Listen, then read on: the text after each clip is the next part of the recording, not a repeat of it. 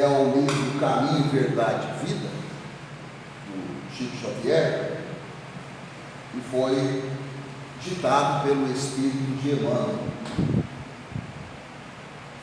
E nós estamos hoje na lição 12 do livro. 12. Educação no lar. A lição de hoje é extremamente simples, como todas são. Até agora, a gente não teve nenhuma das 11 lições anteriores complicadas. E hoje, então, é uma lição extremamente simples, mas de uma importância imensa. Eu nem dou conta de dizer o tamanho da importância do conteúdo dessa lição. É muito grande, né? E só para lembrar, todas as lições do Caminho, Verdade e Vida começa com um trechinho do Evangelho.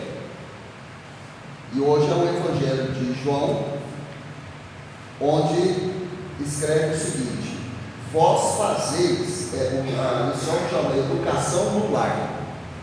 Educação no lar. Vós fazeis o que também vistes junto de vosso Pai. Então, nas palavras aí de João, lá no capítulo 8, versículo 38, está dizendo o seguinte, que aquilo que o nosso Pai faz é o exemplo que nós temos para nos mirar. Então a responsabilidade do Pai é grande demais. Já antes de ler o texto, que fique bem claro isso. Eu costumo sempre responder quando me perguntam, né? Que nos últimos anos parece que a sociedade tem pegado uns caminhos aí meio tortuosos. E como eu trabalho com escola, então eu trabalho com adolescentes, né, com jovens, pré-adolescentes, adolescentes, então inevitavelmente sempre tem essa pergunta em algum momento, principalmente por parte de alguns pais: Márcio, o que acontece? O que está acontecendo com essas gerações? E eu sempre, uma coisa que eu sempre falo, e eu acho que vocês vão concordar: a questão do exemplo que os adultos dão é crucial. Quando eu não tenho adultos dando bons exemplos, os caminhos que a sociedade vai seguir serão errados. Então a responsabilidade do adulto é grande demais. Ele nunca pode se esquecer disso. O adulto não pode errar diante do mais novo, não. Ele pode às vezes até errar junto com outro adulto, ou mais velho, não sei, mas o mais novo que está ali te olhando não pode. Aqui tem o Henrique, que é professor, mas deve ter outros professores aqui nessa sala, né? Eu falo, professor, lembra sempre, o senhor está ali dando aula, seja de qual matéria for, mas tem ali algumas dezenas de jovens olhando até os seus gestos, imitando os seus gestos, seja para fazer uma brincadeira, seja para querer fazer igual o senhor, copiando suas falas, copiando seus trejeitos. Não se engane que o senhor não esteja sendo observado. Está nos detalhes. Sua vestimenta, sua fala, seus gestos, né? Além daquilo que você está explicando ali, que muitas vezes nem é a sua vida.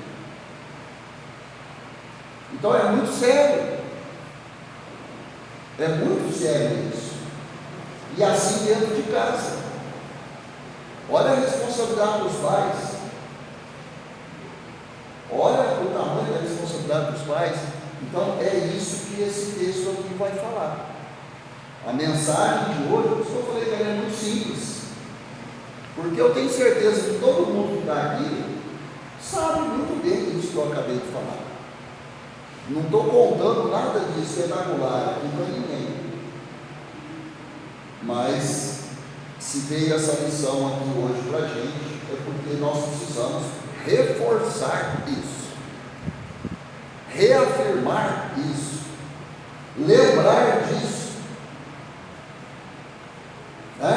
Então vamos ver, preconiza-se na atualidade do mundo uma educação pela liberdade plena dos instintos do homem, olvidando-se pouco a pouco os antigos ensinamentos quanto à formação do caráter no lar. A coletividade, porém, cedo ou tarde, será compelida a reajustar seus propósitos. Eu podia ler só esse parágrafo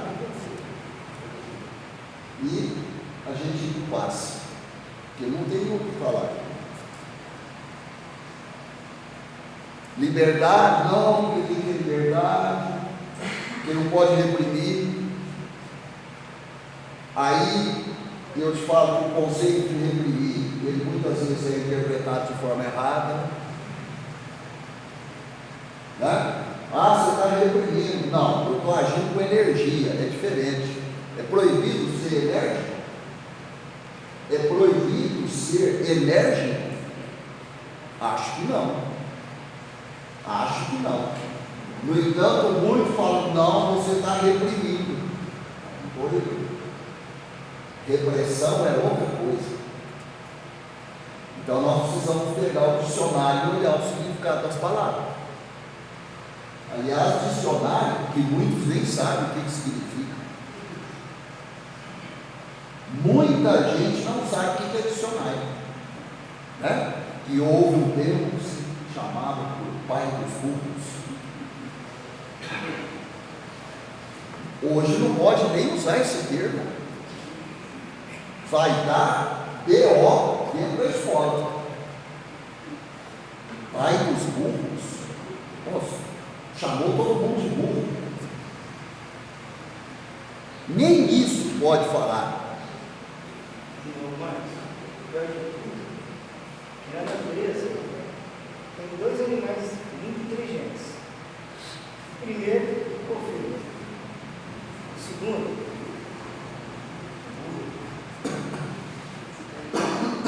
o Verdade.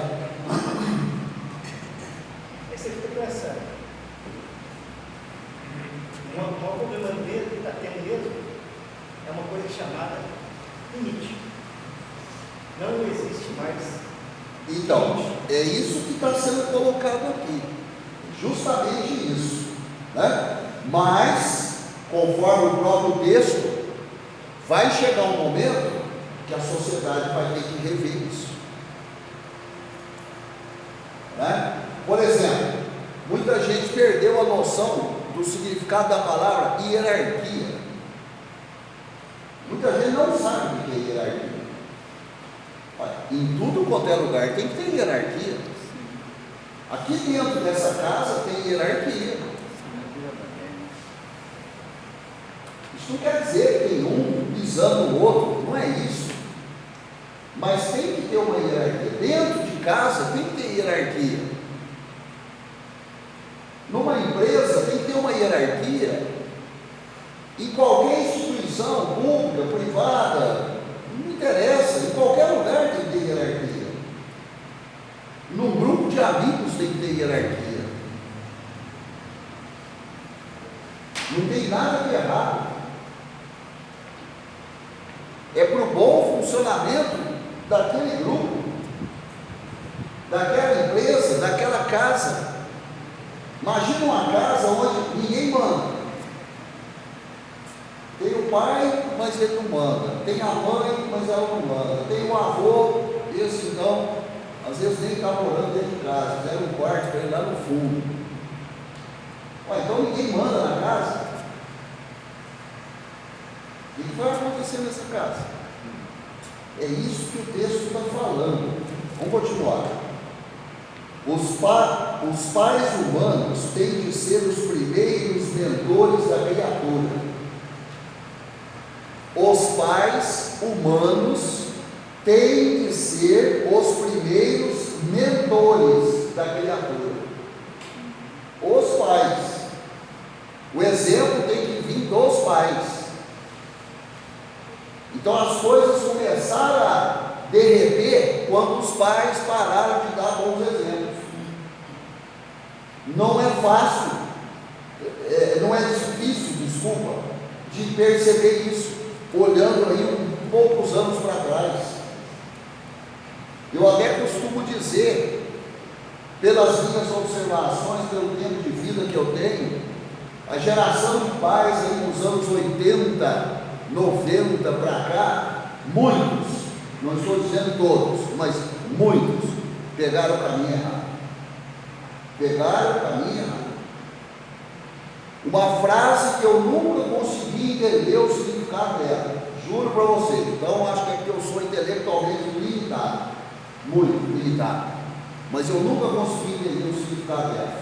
Quando alguém fala assim: eu não quero que meu filho passe o que eu passei. Eu nunca consegui entender o significado dessa frase. Por que você não quer que o seu filho passe o que você passou? O que você quer dizer com isso? Você não está aí, firme e forte? Não sobreviveu às tempestades todas que a vida te trouxe? A quantas dificuldades você já passou? Você passou por todas? Cresceu sendo moldado pelas dificuldades. Facilidade não molda ninguém.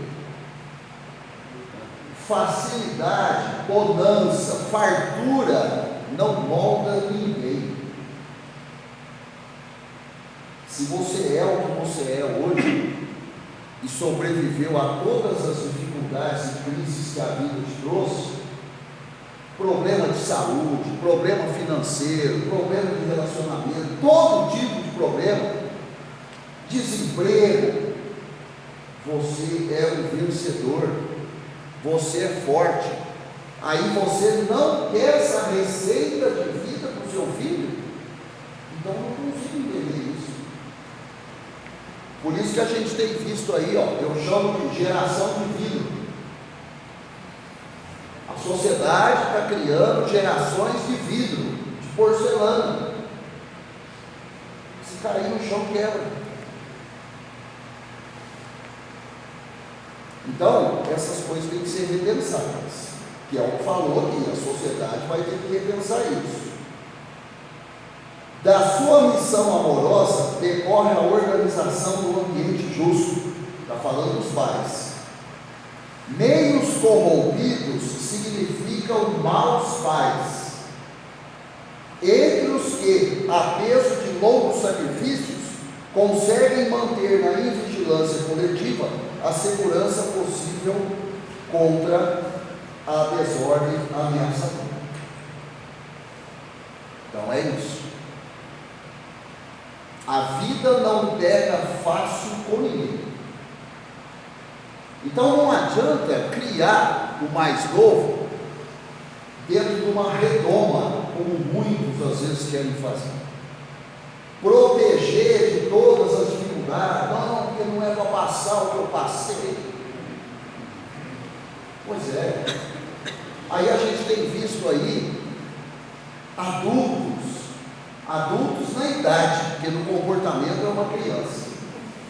Adultos na idade, frágeis, incapazes de tomar uma decisão, tremem diante da mais diminuta dificuldade, não sabem tomar decisão de nada,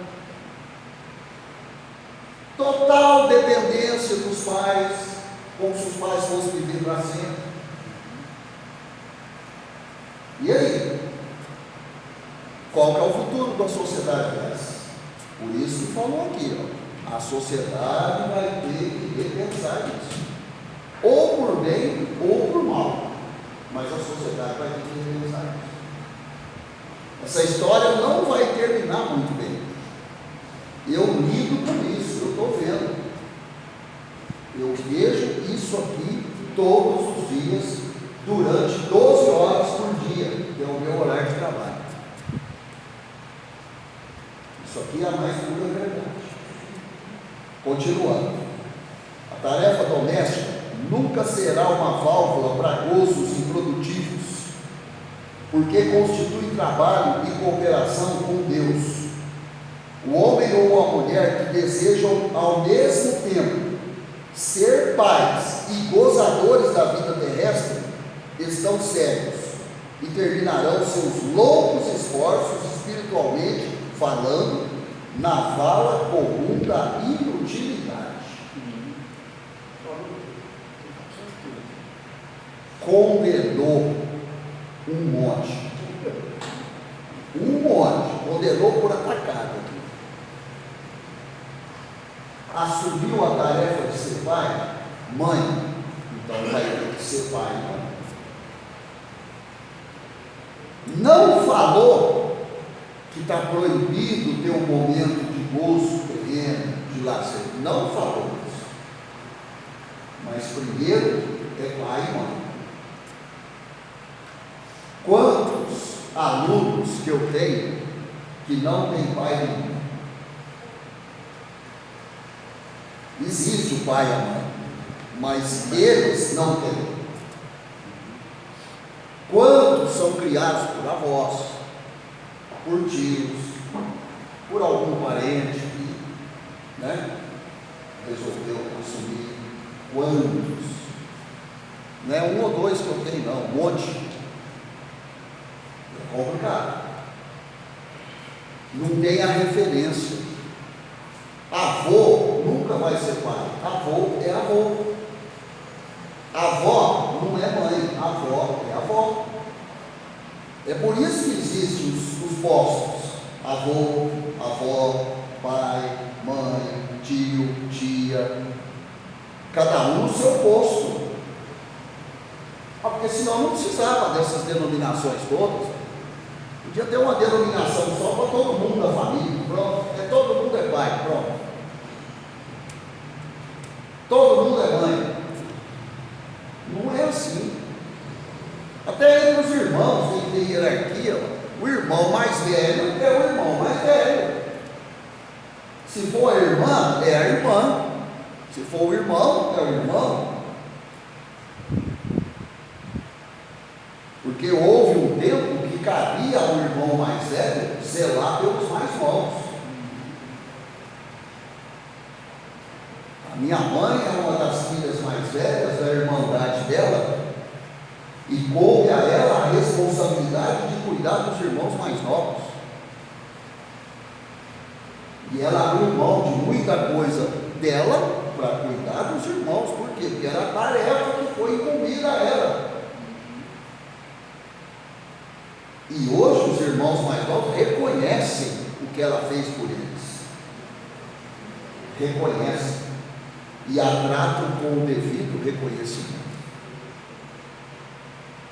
Pensa, a pessoa aprendeu a costurar por correspondência.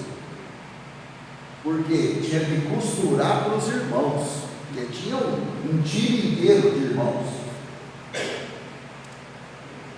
Então teve que aprender a costurar para cuidar da roupa dos irmãos. É isso. Continuando.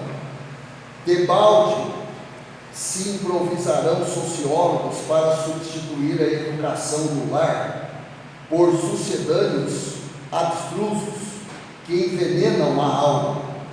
Só um espírito que haja compreendido a paternidade de Deus acima de tudo consegue escapar à lei pela qual os filhos sempre imitarão os pais, ainda quando estes sejam perversos. Filho imita pai. Então, mais uma vez, a responsabilidade do pai é grande demais. Cuidado com os seus momentos de explosão. Cuidado com os palavrões que você fala. Eu já comprovei, quando eu pego um aluno falando determinado palavrão, ele aprendeu dentro de casa. É o pai ou a mãe que usa o palavrão, porque eu já vi o pai e a mãe falando o mesmo palavrão. Claro, ele aprendeu dentro de casa. Não é culpa dele, é culpa dos pais. Eu normalmente tenho resolvido os problemas dentro da escola, mas é chamando os pais para conversar, não é os alunos. O aluno é a ponta final do problema. Eu tenho que atacar a ponta inicial. Não adianta eu atacar o final, dar suspensão para o aluno, arrebentar com o aluno, não adianta. Eu tenho que chamar os pais para senta aqui os dois. A conversa vai ser com vocês. A advertência vai ser para vocês.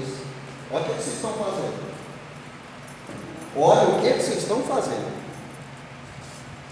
Ele é só uma consequência do que vocês estão fazendo, que está tudo errado. Então, é isso aqui que nós temos aqui hoje. Ouçamos a palavra do Cristo, e se tem de filhos na terra, guardai a declaração do Mestre como advertência. Isso aqui devia ser lido por todos nós, todos os dias, esse número 12. Todos os dias. Vontade de pegar isso aqui e fazer um folder, pregar em tudo quanto é corredor lá na escola. Porque os pais têm que ler isso. Tá? Então, realmente, sempre aparece aí algum sociólogo, né? Alguém com uma novidade. Não, porque tem que ter educação, ser assim, tudo. Gente, a educação que sempre funcionou, por que ela não pode continuar? Eu falo sempre isso, qual é o problema de continuar com aquilo que sempre funcionou? Me fala. É igual um time de futebol ter uma tática de jogo que sempre leva o time à vitória. Aí aparece alguém lá, gênio, não, tem que mudar o estilo de jogo. Pois é, mas aquela tática sempre leva à vitória. Você quer mudar por quê? Não, porque hoje o futebol é mais moderno e tal, então tem que jogar diferente. Então aquilo que sempre deu certo, que é essa educação que está explicando aqui, ó, não podemos abrir mão dela. Não podemos. E tudo conspira para a gente mudar. Não, porque os tempos são outros. O Márcio está falando de uma época antiga que ficou lá para trás, não sei o quê. Olha, qual que é o problema? Olha, Jesus também é uma época antiga, foi há 2000 anos atrás. Então nós não vamos falar nele mais. Vamos parar com esse negócio de evangelho. É antigo. É antigo o evangelho. Tá? Jesus, 2000 anos. Tá? Então, se o problema é o antigo, tem muita coisa que nós temos que parar de ver. Por exemplo, se a gente for analisar a situação deles, quando eu estava na sala de aula, eu falava para os meus alunos que a vida ia cobrar dele 3 vezes. Aí, 3 vezes, educação regular, educação acadêmica, que é o que nós estamos na escola, e depois a experiência, que é adquirida no dia a dia. Mas o que acontece? Você vai numa empresa, se você não tiver um desses 3, não serve para o trabalho, não serve para nada. Ou seja, se a pessoa não tem a educação que aprende em casa, a maioria não quer saber dele. Se tem educação, mas não tem a primeira, não adianta. Como é que você vai adquirir a terceira? Então, ou seja, somos a somatória de tudo isso, ou seja, os exemplos de casa, a educação de casa, dos exemplos da escola, ou seja, saber acadêmico, que eu estou aprendendo no meu dia a dia. Exatamente. Se eu não somar esses três, eu vou ser, voltando ao Evangelho, no metade. É isso. Bom,